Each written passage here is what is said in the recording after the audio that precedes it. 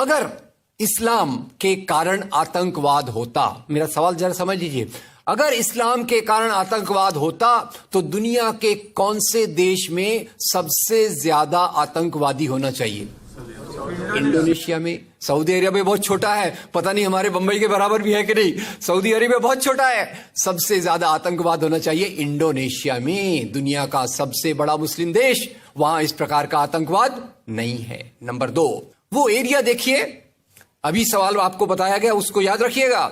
इस दुनिया के आतंकवाद से, जिसको इस्लामिक आतंकवाद कहा जाता है गलती से, कैसा कहा जाता है वो भी मैं बताऊंगा। इस आतंकवाद से मारे जाने वाले ज्यादा लोग, इससे मारे जाने वाले ज्यादा लोग हिंदू हैं, मुसलमान हैं या क्रिश्चियंस हैं? मुस्लिम हैं। इस्लाम के नाम पे आतंकवाद है, सबसे ज्यादा कौन मारा जाता है? मुस्लिम। अब तीसरी बात का ख्याल कीजिए, किस एरिया में इसका लोकेशन है? This terrorism is located in which area? तो उस एरिया की मैं 3 आपको बातें बताता हूं। उस एरिया में, जिसको मैं वेस्ट एशिया कहता हूं, पश्चिम एशिया में 3 चीजें हैं। नंबर 1, वहां रहने वालों में मुसलमान ज्यादा है, यस नो?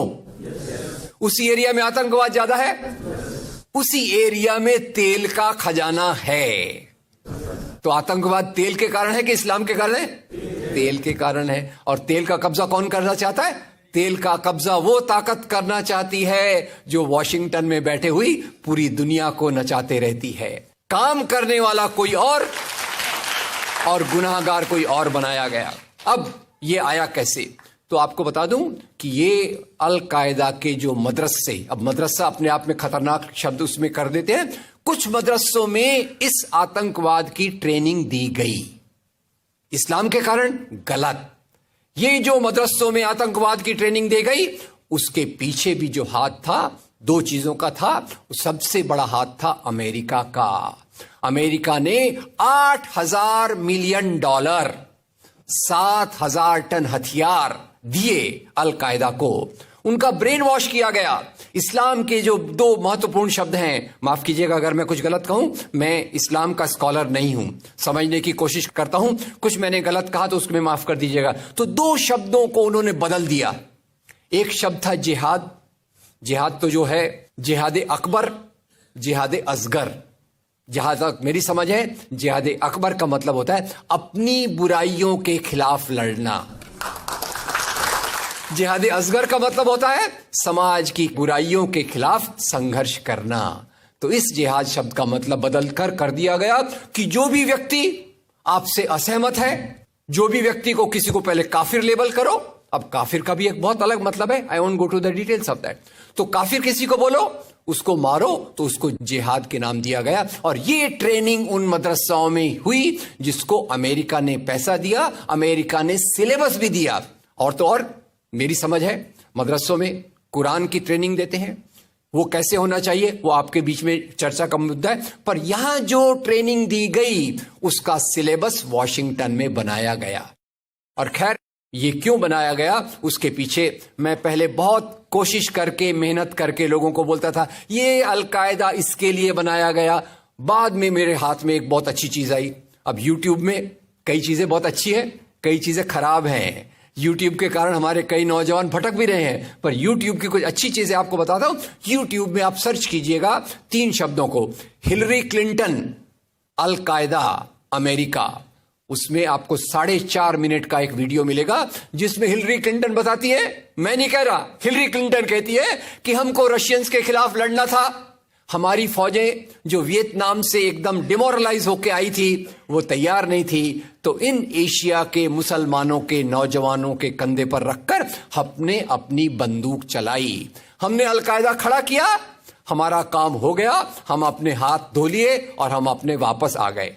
तो यानी हमने कैंसर के बीज डाल दिए, हम तो अपने देश में सुरक्षित हैं। उसका जो नतीजा भुगतना हो वो एशिया के लोग भुगते, वेस्ट एशिया के लोग भुगते। और उसी के साथ 9/11 के बाद, उसी के साथ अमेरिकन मीडिया ने एक सबसे खराब काम किया, the most anti human act in the history of Mankind.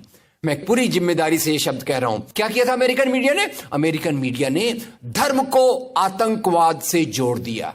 मजहब जो मोहब्बत सिखाता है, मजहब जो इंसान को इंसान बनना सिखाता है, उस मजहब के साथ इन्होंने आतंकवाद को जोड़ दिया और एक शब्द बनाया पहली बार, इस्लामिक टेररिज्म।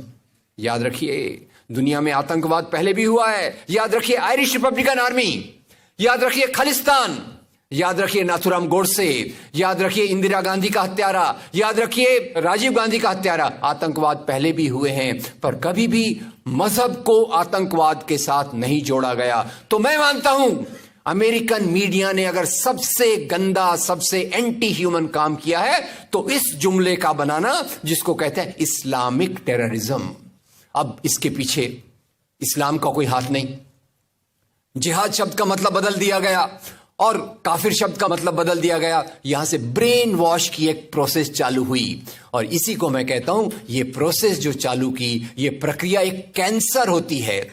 मेरा थोड़ा मेडिकल बैकग्राउंड है, मैं जानता हूं कैंसर शुरुआत में होता है, आपने ट्रीट कर लिया तो ठीक है, जब वो फाइनल स्टेज में जाता है तो पूरी दुनिया की बर्बादी करने पे तुल जाता है। और वही बात अलकायदा के साथ हुई। अलकायदा के बाद मामला वहीं खत्म नहीं होता। तेल की प्यास, तेल की भूख बहुत बड़ी है। आप जानते हैं भारत 200 साल तक गुलाम रहा इंग्लैंड का। काय के लिए गुलाम था? क्योंकि उनको यहां का कच्चा माल लूट कर ले जाना था।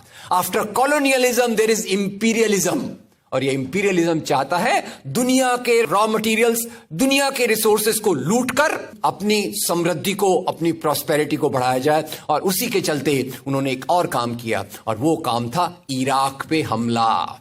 अभी ब्रेक्सिट, अभी वो कौन सी रिपोर्ट आई है, मैं नाम भूल गया उसका, जिसमें ब्रिटेन के प्रधानमंत्री जो थे उनको एक गिल्टी करार हो रहा है।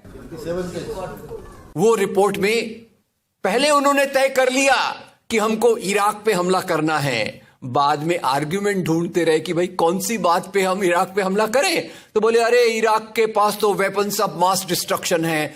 उस बात पे लंबी बहस चली और यूनाइटेड नेशंस, जिसको अमेरिका ने अपने जेब में रख लिया है, उसके सहारे से उन्होंने इराक पे हमला किया। और वो इराक पे हमले के कारण जो वहां की आर्मी स्ट्रक्चर था, जो फौज का स्ट्रक्चर था, वो डिस्टर्ब हो गया। एक तरफ से वो डिस्टर्ब हो गया, दूसरी तरफ से अलकायदा की आइडियोलॉजी आई और इन दोनों को मिलाकर आईएसआईएस बना। काम है इस्लाम का नाम, इस्लाम के नाम पर जो काम हो रहा है वो वास्तव में it is a design of imperialist powers to control on the oil resources of the world. इससे गंदी बात दुनिया में कोई नहीं हो सकती कि मजहब के नाम पर एक पॉलिटिक्स, मजहब के नाम पे आर्थिक समस्याओं को अमेरिका हल करने की कोशिश कर रहा है।